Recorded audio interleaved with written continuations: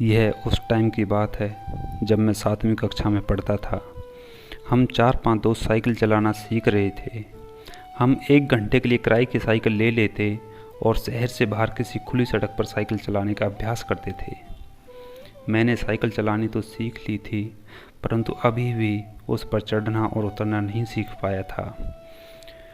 मैं साइकिल पर चढ़ने और उतरने के लिए कोई बड़ा सहारा ढूंढता था, फिर भी कितनी बार मैं गिरा और कितनी बार मेरी साइकिल, इसका कोई हिसाब नहीं।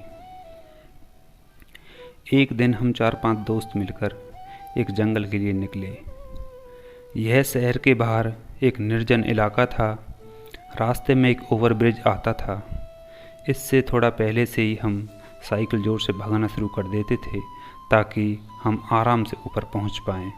हम सभी के बीच में एक होड़ सी लग जाती थी कि कौन सबसे पहले ऊपर चढ़ाता है। फिर ढलान पर तो आराम से साइकिल नीचे उतर जाती। न पेडल मारने थे न जोर लगाना था। आराम से ठंडी हवा खाते हुए और गला खोलकर गाते हुए हम नीचे उतर आते।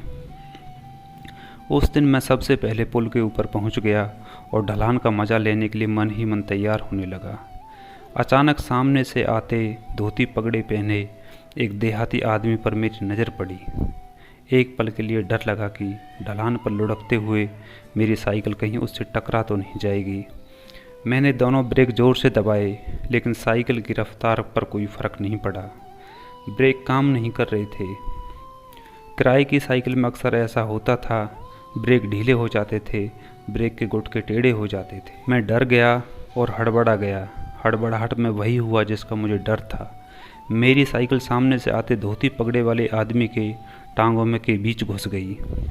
उस आदमी ने गिरने से बचने के लिए दोनों हाथों से मेरी साइकिल का हैंडल पकड़ लिया। अब वह एक तरह से मेरे मरगाड़ पर बैठ गया था। दोनों तरफ उसके पैर लटक रहे थे। उसका बड़ा सा मूँछों वाला चेहरा और पगड़ी ठीक मेरी आंखों के सामने थी। मुझे सड़क दिखाई देना बंद हो गई थी और साइकिल थी कि जोर से भागे जा रही थी।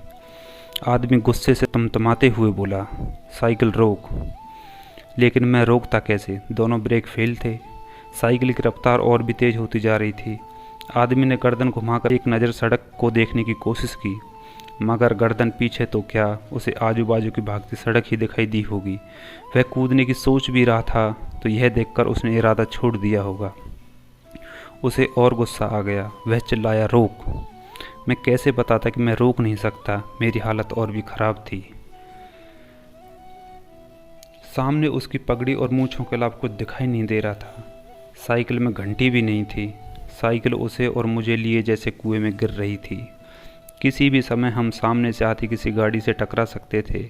दिल जोर से धड़क रहा था, रुलाई फूट पड़ने को थी और वह था कि रोक रोक किए जा रहा था। जैसे तैसे ओवरब्रिज की ढलान सही सलामत ख़त्म हुई। साइकिल के अगले मरगाड़ पर टंगे हुए उस आदमी ने दोनों तरफ की सड़कों पर अपनी जूतियां रगड़ना शुरू किया। कोई 100 मीटर दूर जाकर साइकिल रुकी। जैसे ही उसने हैंडल छोड़ा, उसने एक टांग उठाकर खुद को इस मनहूस साइकिल से आज़ाद किया। मैं साइकिल समेत धड़ाम से गिरा। आदमी मुझे उठाने के बजाय अपनी पगड़ी ठीक करने लगा। जैसे ही मैं उठकर खड़ा हुआ, वह मेरे सामने आया और मेरे गाल पर एक जोरदार थप्पड़ जड़ दिया। बोला कुछ नहीं, बस थप्पड़ मारा और बड़बड़ाता हुआ चला गया।